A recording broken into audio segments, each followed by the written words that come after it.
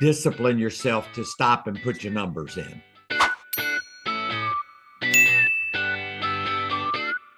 All right. Good afternoon, everyone.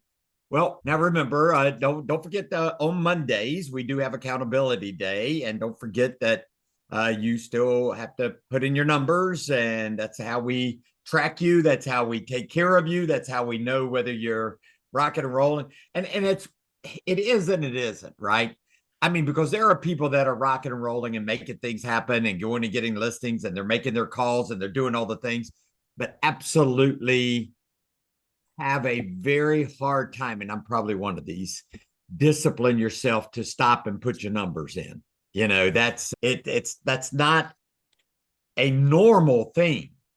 And I think that's why many times that we don't is because it's just not so normal. But here's the benefit of it.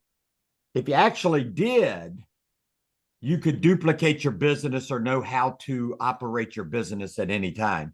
If you like in 6 months, if you had every one of your numbers, how many calls, how many contacts you made from your calls, how many appointments you got from your contacts, how many appointments, how many contracts did you get when then you would eventually know, okay, it takes this many calls for me to make this much money. Now I want to make more money.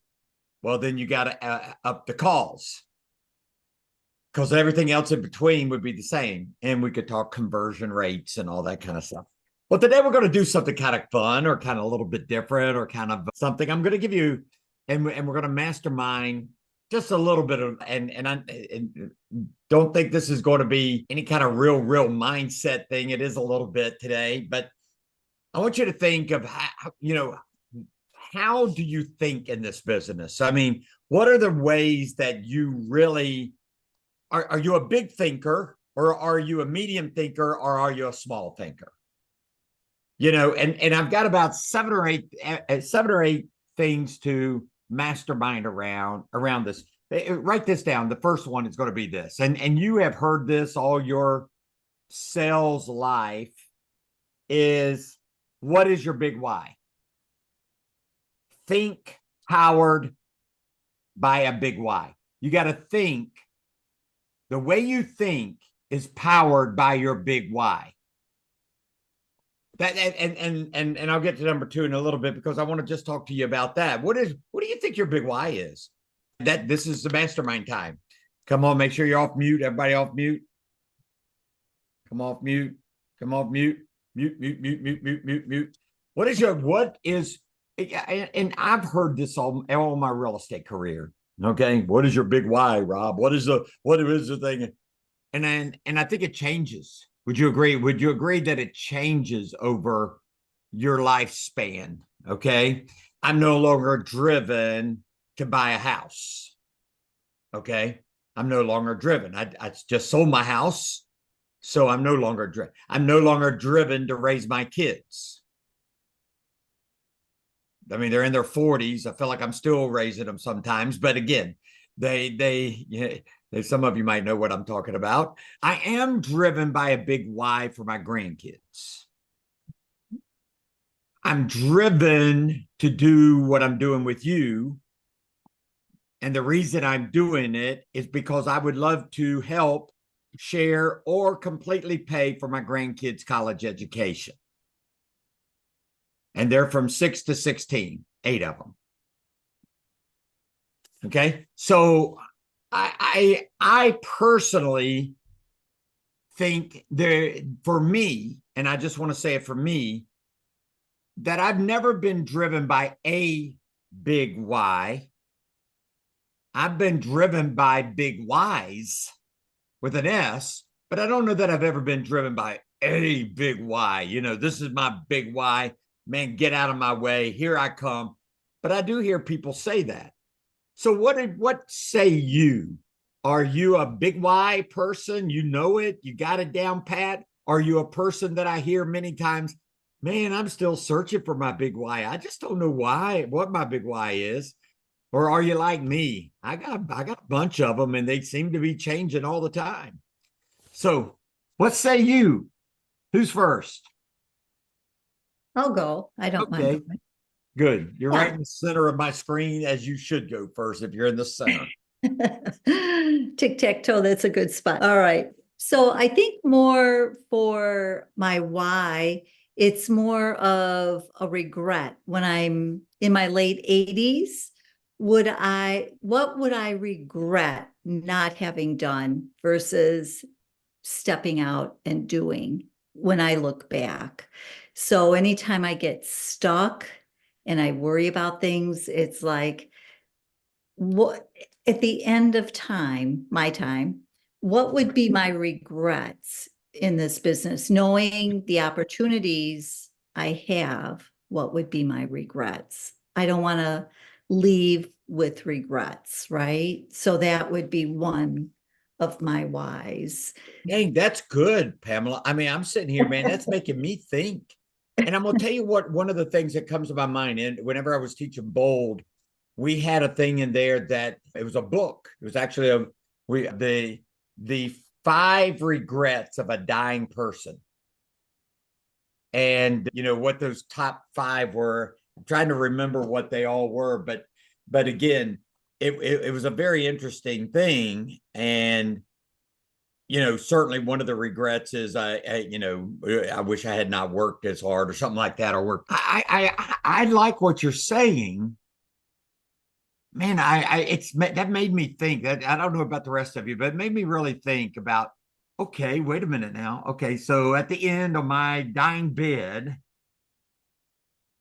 what regrets You may would have, I have that yeah, yeah, an that I kind opportunity. of like that. So many of us have, right? That kind of Opportunities drives that me we a get little in our bit. ways. Yeah, we get in our way. It's anytime you get stuck, when I get in my way and I get stuck, I try to think, okay, will this be a regret for me if I can't find a way through it? That's kind of my why. And then the other is like you with the grandkids. I like to take them to Disney. I want to enjoy them. I want to experience the fun things. Like I have life insurance policies for them and things that'll be there, but it's the time. That's the thing they always say, people never get more time. So Yeah, that's one thing that we don't have. We cannot add many times. yeah, Whatever our time is, it is. yeah. Okay, good stuff there, Pamela. Really, really good stuff. Who else? Who's next? Come on. I'll go. So I've got a eighth grader and a ninth grader. So like college is kind of on the horizon. So thinking about paying for that. And so 48 and have lost a few friends, kind of like realizing that we're not like more, immortal, and so thinking about how to set things up for the future so that I don't have to be selling real estate when I'm 95. As that seems to be what realtors do. Yeah, so it's basically long-term financial freedom or stability, safety, whatever you call it, and then covering the kids' college, and then not.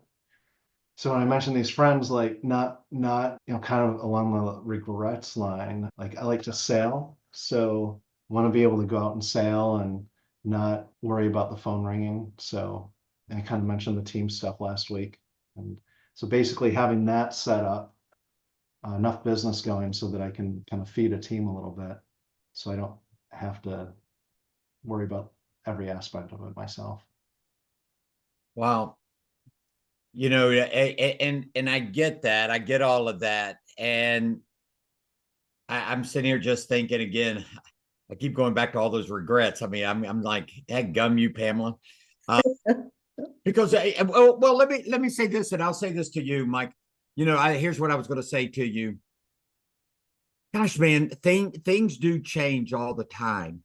I can remember at 50, 60 years old, and I'm 68 now, heading for 69. And I always said I would probably work forever. Why would I just stop, retire, and do this? I'm going to work forever. I'm just going to continue to work as long as I have my health, as long as I have everything. You know something? I mean, for one of the first times at this age, now I'm at 68. And I'm like, a little bit what you're saying, Mike. I want to take off. I don't know that I want to quit what I'm doing, but I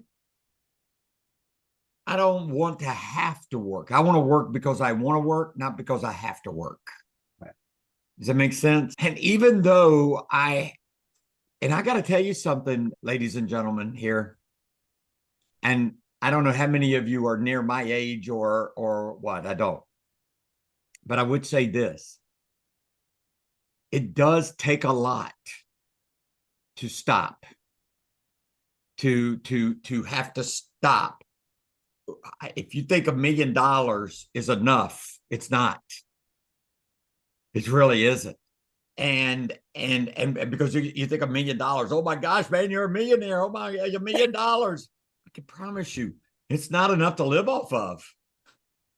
Not for the rest of your life. In other words, if you say, okay, I'm going to stop at 68, or I'm going to stop at 70, dang, you might live to 90 or 95 or 100. And you got to have money that far out, right? And I don't know that I gave that the biggest thought, even when I was 50 or 55 or 60. I started thinking about it around 60, but that's almost too late. And I don't know that I can get it into the heads of these people that are 40, 50 years old, my kids, 40s. I don't know that I can get it into their heads that, dang, man, blink your eyes and you're going to be my age and I'm going to be gone. And don't wait. Have $2 or $3 million basically by the time you're 60. That's where you better figure it out, because if you wait till and anyway, I'm just thinking, I'm Social Security. Are you kidding me? That Social Security is nothing. Is nothing. I haven't even started yet. I'm waiting until I'm 70 and I'm going to get the max. And you know what the max is? I don't know if you guys know what the max Social Security is. $4,500. So about what, 50,000, a little bit over 50,000 a year, $54,000 a year. You can't live on $54,000 a year. Anyway, there's my whining here just for a moment. Thank you, Pamela and Mike, for making me whine here on our Zoom. Okay, so Big Y, come on. Those are two good things that they have said. And yes, Simon, go for it. Okay, I'll go. My why is, well, I have 3 kids. They're grown. My youngest is my daughter. She's 26 and she's still at home. So my why is to be able to provide for my family, my wife and my daughter. My 2 sons are, out on their own, and to keep a roof over our head, put food on the table, and to build at some point financial freedom where I can live a decent lifestyle without having to go to work, have money coming in enough every month to pay all my bills and meet all my financial needs. And also to one of my big whys is to help people realize the American dream of home ownership. I still feel that's the American dream, and I could be helping first-time home buyers buy a home or helping homeowners sell their house and make that profit, which is part of the dream of home ownership.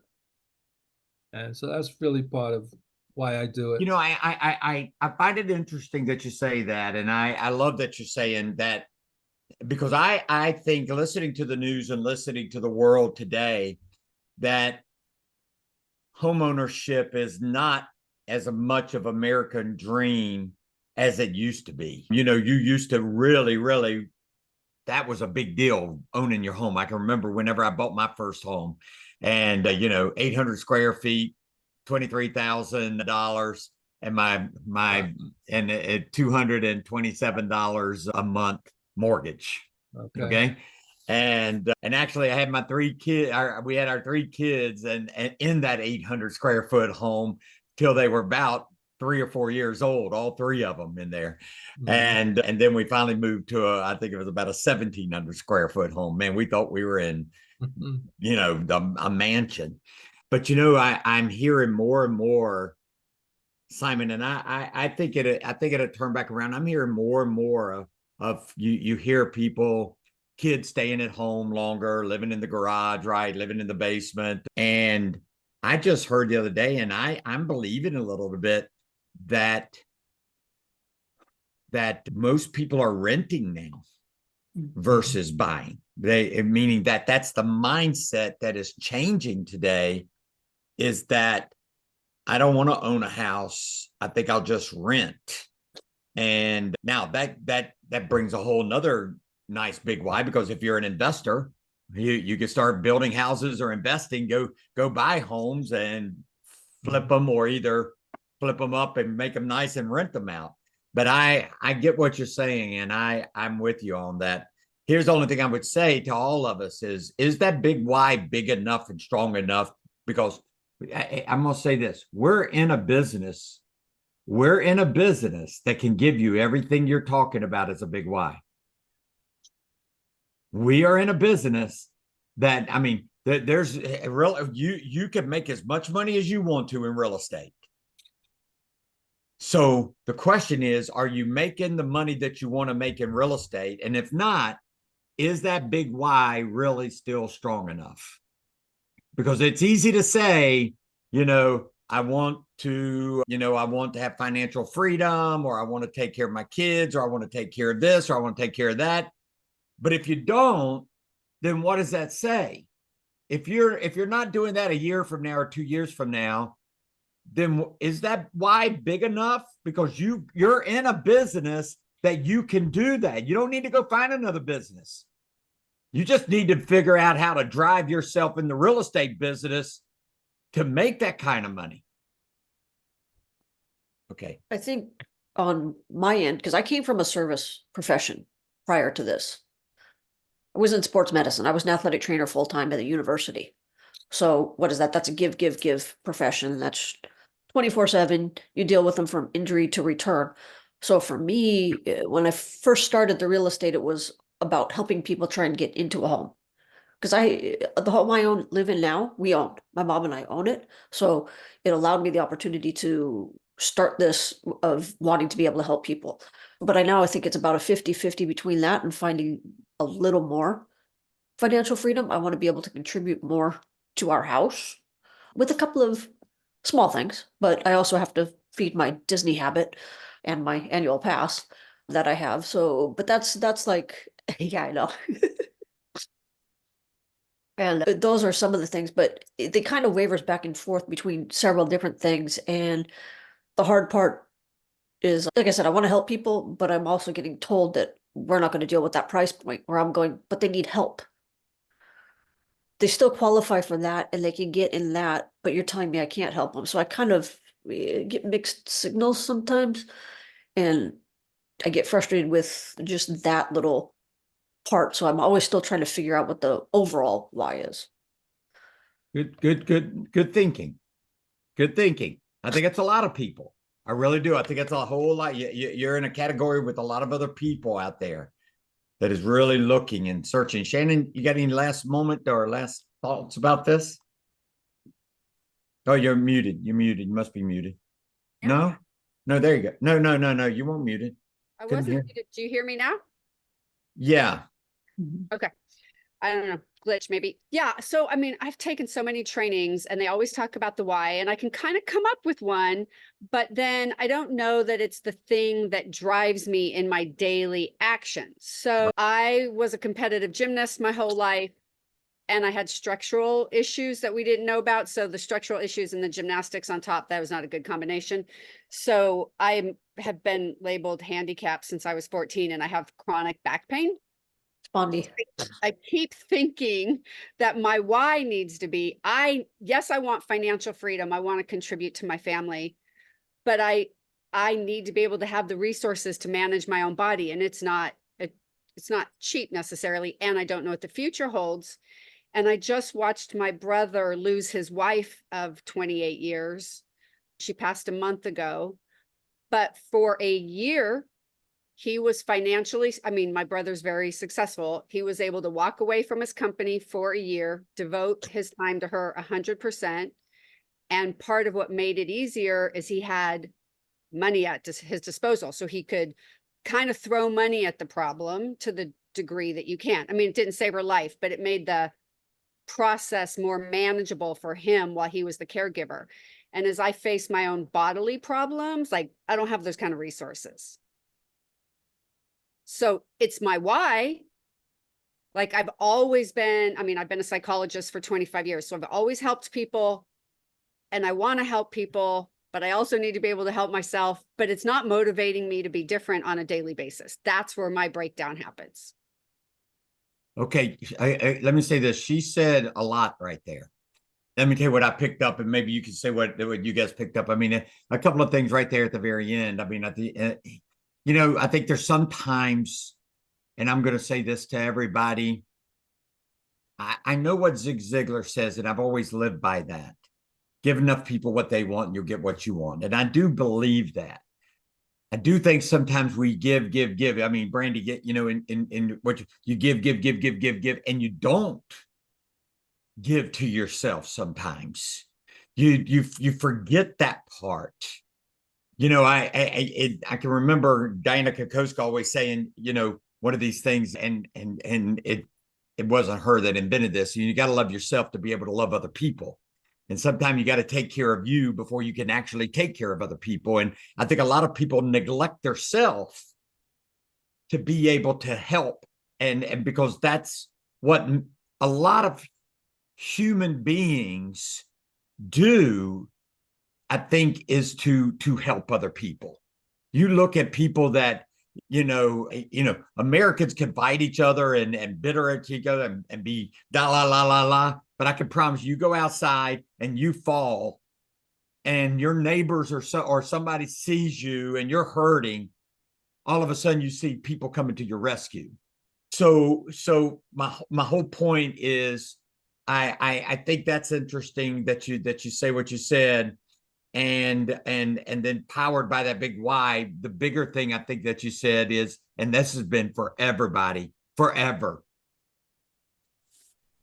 I hear everybody on here's big why, but is it big enough to take the small actions right now? Let me see, because you could see that big why, but is it small enough? Is the big why small enough that you're driven, man? You are driven when you wake up every morning. I mean, you wake up every morning at 8 o'clock in the morning and you wake up out of that bed and said, man, get out of my life, get out of my way. Here I come, man. I'm going to work 8 to 10 hours a day if I've got to make sure my kids are in college and going to have that, because I can promise you, Mike, boom, blink your eyes and college is here. That's all you got to do is blink your eyes, man. And your kids are, hey, Dad, I'm ready to go look at colleges. And you're like, what the heck? I just had a nice little dance with my daughter. We just think we have so much time. And time is not on our side most of the time. Because blink your eyes and you're 10 years older. Would everybody agree with that? Mm-hmm. Heck, look how old you are now. Look how old your kids are. Come on, Simon. I mean, your 26-year-old was just sweet 16 10 years ago. Yeah. Sweet 16. What happened? What happened in those 10 years? Wow. If we could ever understand that every day, whenever you wake up, you got to go, you heard, and if everybody's heard this, I won't repeat it, but you've heard about the lion and the gazelle. Yes, no, go like this or go like that. The lion and the gazelle, when you wake up every morning, you're either the lion or the gazelle. And what does that mean? Well, you wake up every morning and the gazelle has to run as fast as it can or it will be eaten by the lion. So it's got to run faster than the fastest lion. The lion wakes up every morning hungry and it goes running and it's running after the gazelle, and it's got to be able to run faster than the slowest gazelle. So the moral of the story when you wake up every morning is what? Be a lion. Run. You gotta run, whether you're the gazelle or the lion. The moral of the story is every morning everybody wakes up and you better run, or you're you're either gonna starve or you're gonna get eaten. One or the other. You either starve or get eaten. And so every morning we got to get up and run. I wrote this down, or I've got this down here. If you have a big why, you've got to bring a big focus, and you have to bring a big energy. Those are two things that I believe that you got to have, because if you have a little why, then you got a little focus and you got a little energy, right? But if you have, if your why is so big, and it is big, then you'll wake up every morning with big energy and a big focus. So just keep that in mind. Okay. Let me give you a second one. Okay. Think big goals. Think big goals. Think big goals. And if I can remember in the book, the MREA book, if I can remember one of those things, because it talked about goals a lot. I think it was big goals and big models. Okay. And I do believe in that book. I don't know if you guys ever read the red book, the Millionaire Real Estate book. Have you guys ever read that? Everything. Anyway, I do believe in those 4 models. I believe if you were to do those at a high level, the organization model, the lead generation model, the economic model, and the budget model, you do those 4 things at the highest level, you can't help but to be very, very, very successful. So I think you got to have big goals and then big models to follow it, because you don't have models and systems to follow your big goals. They just scatter around, and they just kind of wander around, and they die. Would you agree with that? My question is do you have big goals? And I'll share mine. I'll start off. I mean, I think aren't we all with EXP? Are we all with EXP? No, you're not, Shannon. Okay. Who are you with, Shannon? I left EXP recently and joined Epic. I don't know Epic. What state you in? Epic is originated out of Texas, and it kind of has a similar model to EXP, but with a lot more focus on the agent and the agent support. And I'm in California, so they've branched out. Gotcha. Well, see my little thing, and so, but again, as far as for example, let me give you my big goals. I just came over from Keller Williams to EXP, right? Just 6-7 months ago. And I have such a focus on rev share, building the organization that and by the way, I realized too, I'm 68 years old. I don't have as much time as a 40-year-old. Right. Let me see. Simon's up. Yeah, I'm here. I'm sorry. I'm just. Let me mute him. He called me sweetheart last week. Yesterday. Yesterday. He didn't know he was me, not me. Before some of you came on, he goes, "Hi, sweetheart." I'm like, "Whoa, hey, Simon." What's up with that? That was yesterday. That was funny. It was funny. But anyway, my whole point is this. Dang. I can see myself with 2,000 to 3,000 people in my organization. Now that's a big goal. Would you agree? Yeah. Because if you have 2,000, I want you to understand you're making over $100,000 a month. And I'm like, okay, how can I go faster? Faster. How can I get faster? How can I go faster? And all I do is I sit around and I say, how can I go faster? And I'm going fast. I've been here 7 months. I've got 60 people. Okay. My goal by the end of this year is 500. Did you hear that? 500.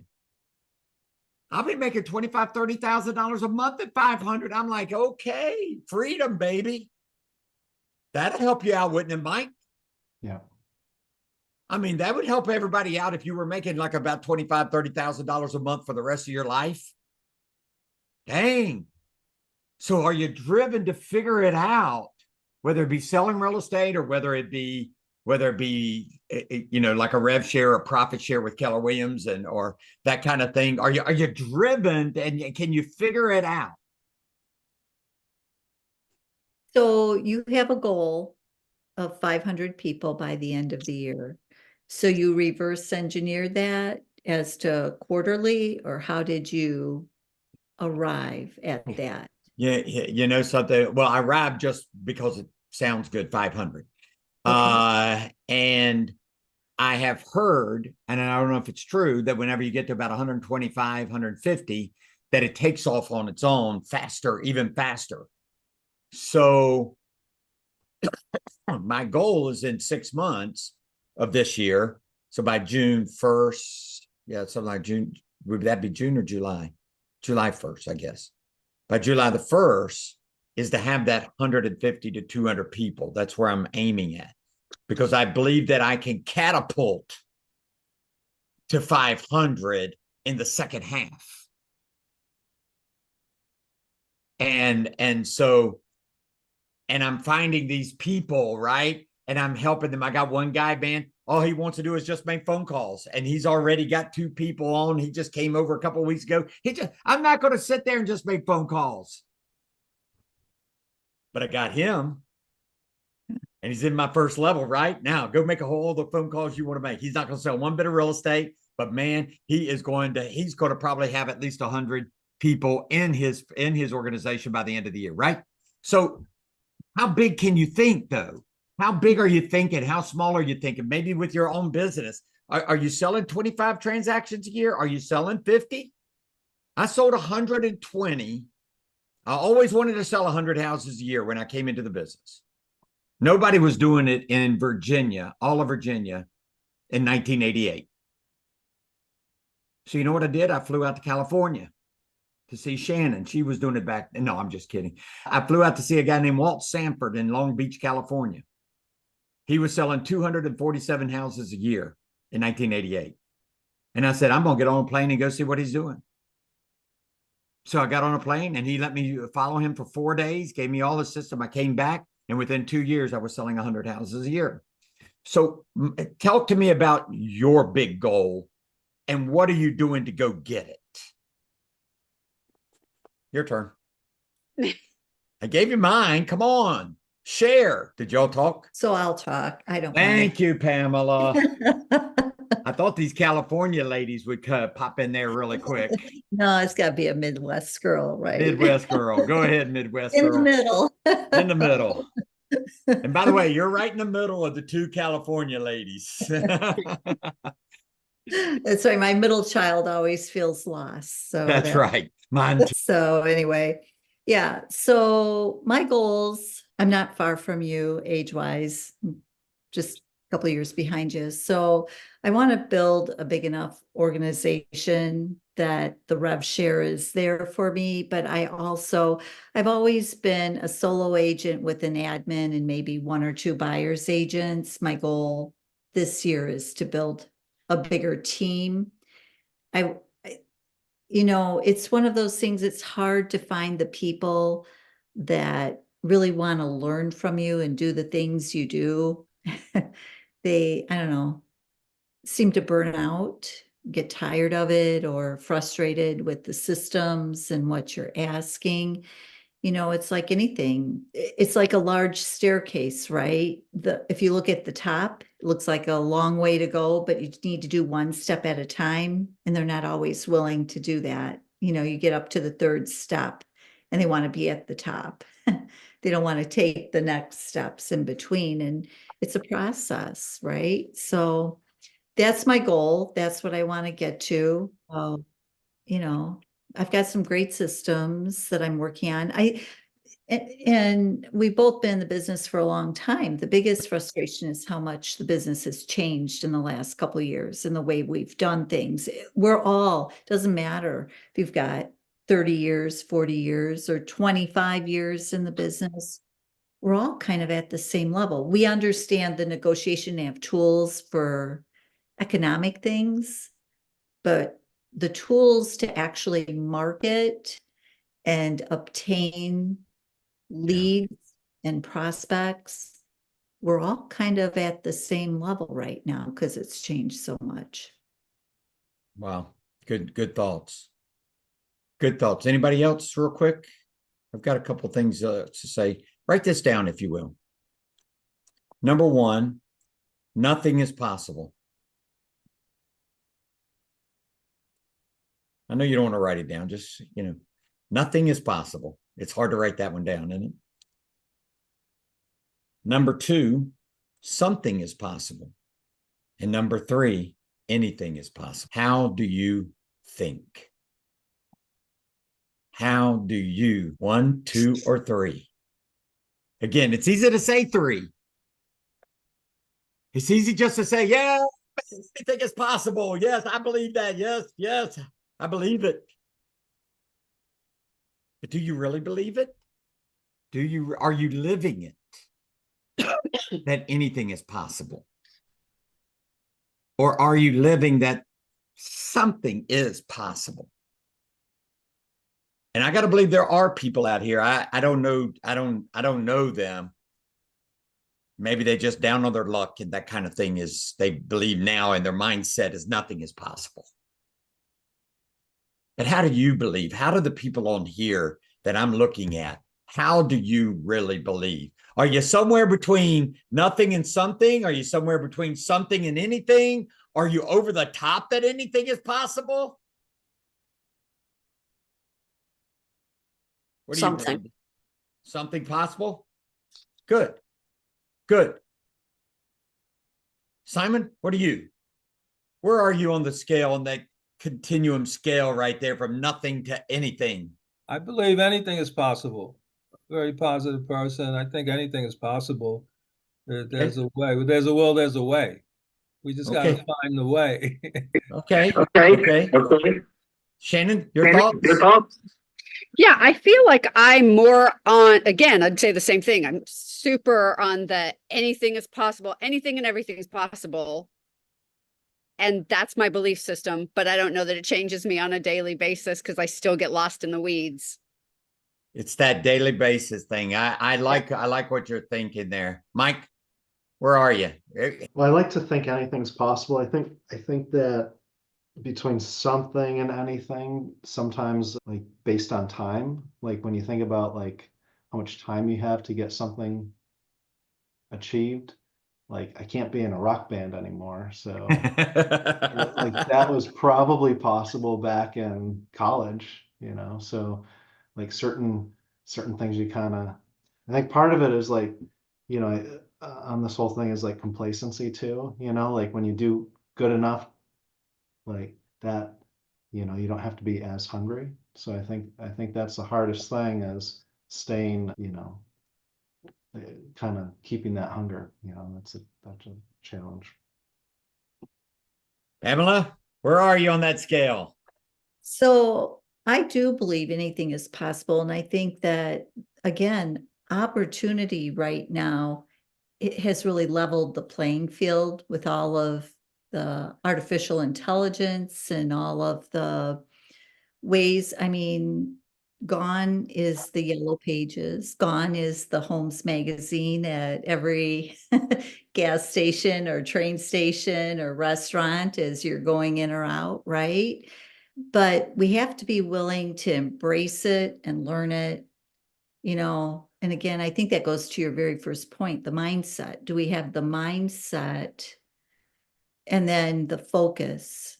Because you're going to have to, and there is so much out there, you have to pick and choose and then really focus.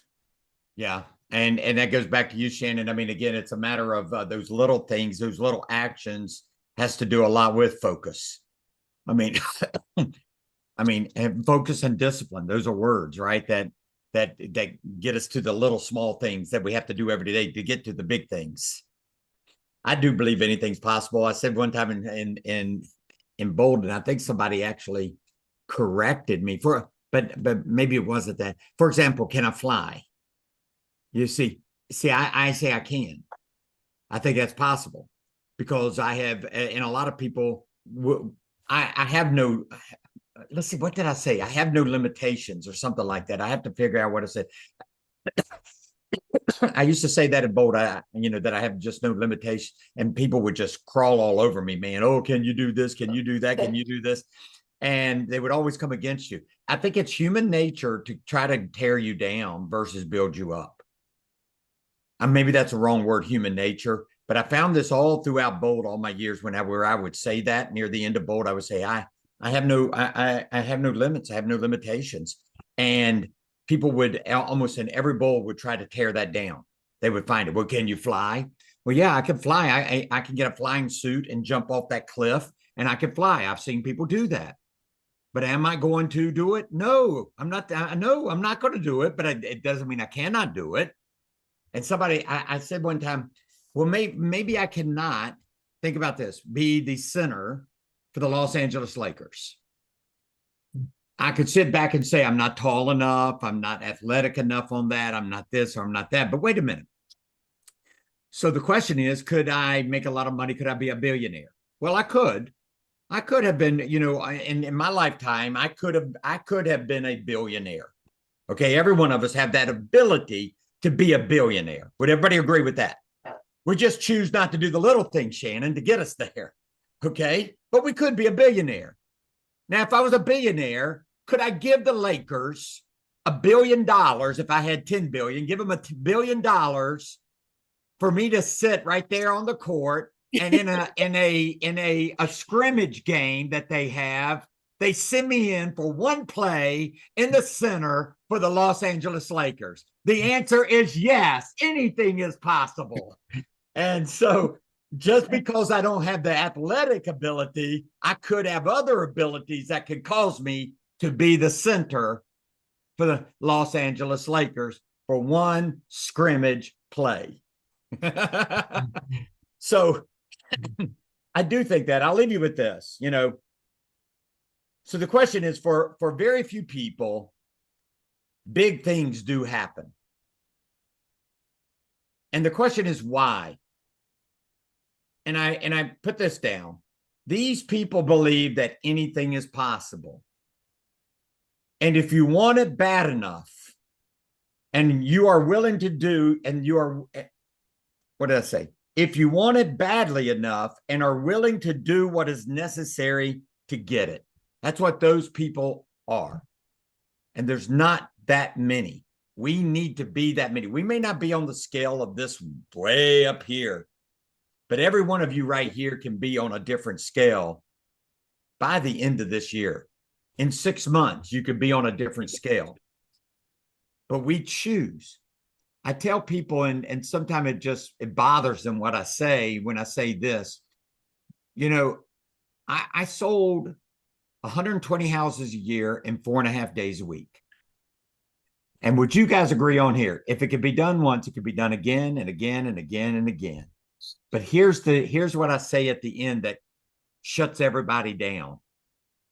It could be done. It could be done over and over and over and over again. You just choose not to.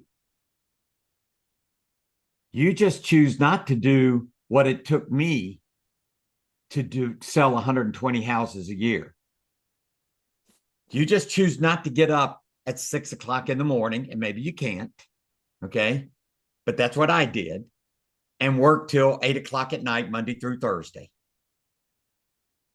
I worked till 5 o'clock on Friday until I sold 100 houses. Then I started golfing every Friday. I worked a half a day Saturday, and I worked no Sundays. But man, when I worked, I probably wasn't the most popular realtor in my office because I wouldn't speak to anybody. Because my whole thinking was, remember this, my thinking was, you're a realtor. You're not going to give me a listing or a sale. You're not going to feed my family. Why am I going to lunch with you? Realtors want to go to lunch with realtors. That's the dumbest thing I've ever heard in my life. Go to lunch with a builder. Go to lunch with somebody that's going to give you some referrals. But don't go with somebody that's not. But that was my mentality on my quest to selling 100 houses a year. And so, no, I wasn't the most popular and the most liked realtor in my office because I wouldn't stop and socialize with everybody. But again, I did sell 100 houses a year, and I did take care of my family. That was more important than any person out there. So with that understanding in mind, just remember this. I mean, you're powered by your why. But as I continue to go back with Shannon saying, it's waking up every morning and doing those little things that get you to those bigger things. So fill in your numbers. That's the little thing. All right, guys. Is there any last minute thing anybody would like to say?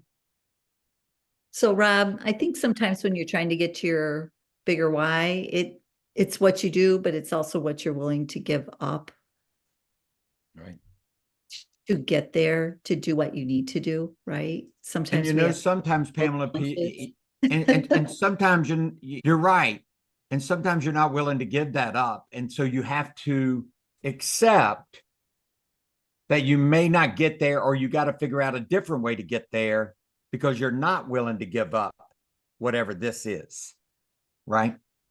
Mhm. Did I say that well enough? It's what Understood. you're willing to stop doing, right? Yeah, to do what Yeah. you need to do. Yep. Yeah. Anything's possible. Anything is possible. I agree. Just remember that. Okay. See you guys. Thanks, Bye-bye. Rob. Bye-bye.